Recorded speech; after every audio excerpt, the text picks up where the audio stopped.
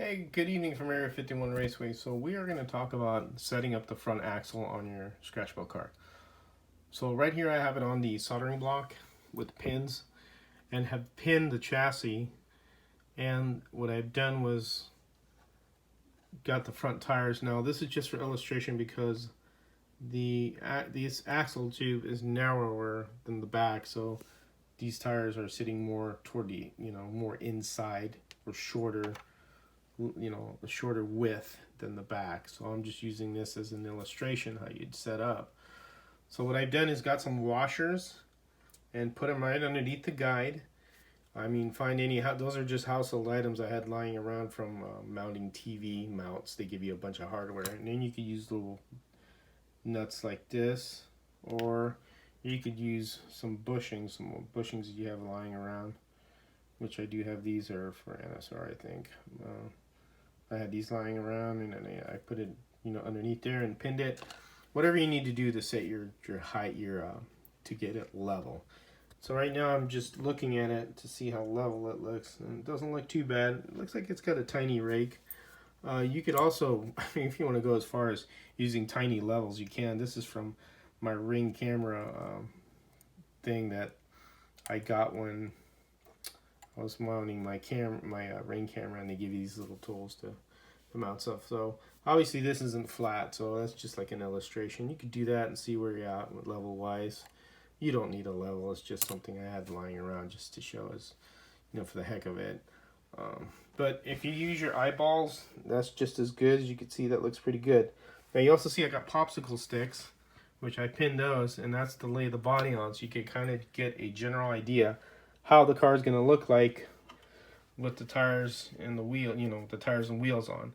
Now you could take the tires off and drop them down and still put your body on and set your forward axle to where it should be, which is, in between, obviously in center of this front wheel well.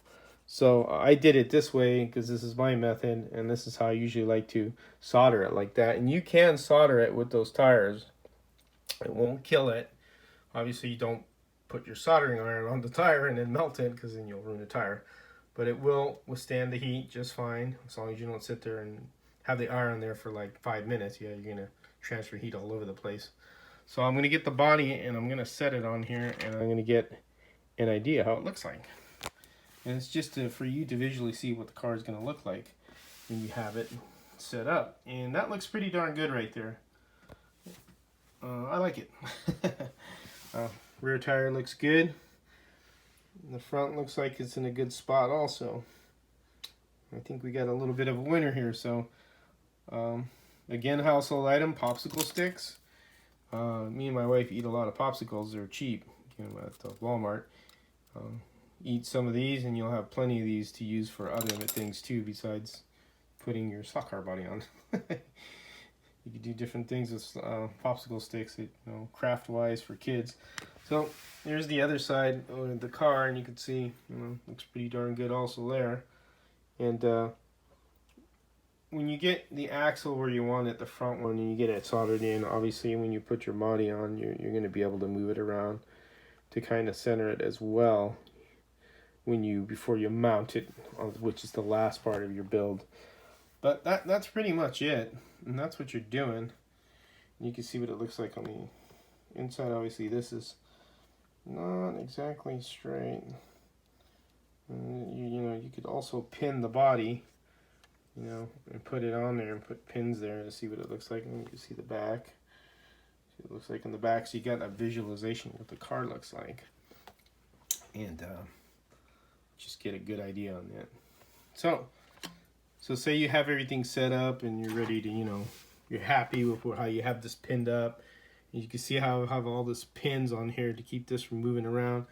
And, look in the middle, make sure you could measure with a little ruler or caliper, make sure that each side looks pretty even. It doesn't have to be perfect, as long as it's pretty close and it looks pretty straight from where you could see it and from above. As you can see here, that looks pretty good. Doesn't look like it's going to dog track or nothing like that. So that's what you're looking to get after. So you got everything set up, and what you're going to do is solder that a little bracket on that. And what you can do is bend some, I think this is 1161 solid brass. I believe it is, I can't remember. And you could bend this and make your little angle bracket. And either you could solder this along the frame here. See how I lay it down here? Hope you can see that, folks, because it's kind of hard to do this with holding the dang camera. So say I'm going to put it here just for, you know, for, how they say, shits and giggles. So say I'm going to lay it right there. So you could solder it right there in a small area. You don't have to solder the whole thing all the way. I mean, you can if you want. And then you'll solder the ends on the tube. And you could do this with the wheels and tires on. As long as you don't leave the iron there for excessive amounts of time, and obviously you don't, you know, ruin your tires by putting the iron on it. And that's where you would basically mount it, you know, solder it right there. And obviously that's not exactly straight. I would fix that. I'm not going to use this one. I'm just using this as a example.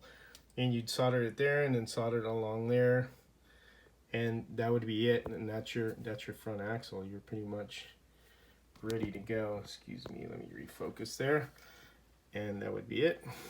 And then once you're done, you pull everything apart. You know, put your body on there, and then you can move your body back and forth to see where it's at. You know, if you need to move it forward or back, but you're in the general area right there. So, I mean, if you need to move it like that a little forward or back, you could do that, but that's pretty much right there where I want it. And when I get my bracket and cut another tube, that's what I'll do, and I'll solder it on there. So there's that step right there. There's nothing difficult on it. This is my method. If you find something that's easier for you, by all means do it. This is not like the right or the wrong way. This is just my way.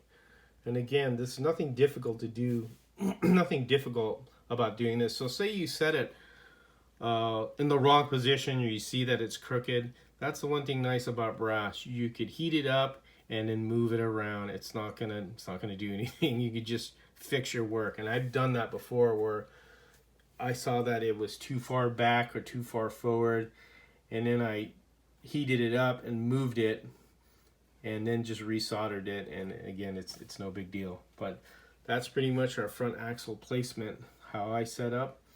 And again, you could use different methods of making the front axle. You could use a square channel right here. I think this is 8151, which is for the for this axle right here, and 3/32 axle. I think this is it, but I'm not sure. So you could stack these, and then stack another one on top, and then try and get your height, and then use other pieces of brass to solder it across the rail here, like right here. Come on, focus. Like right here, and then right here across. You know, there's different ways of doing it. You just do it to how you feel would be beneficial to you. And using the square one is fine. There's nothing wrong with using the square. It works just as good as the round one. So, and that's pretty much it. There's nothing difficult about it. I hope this helps you to understand what I'm explaining. And if you have any questions, just drop comments, or you can message me on Area 51 Raceway NC. Thanks a lot. Have fun racing.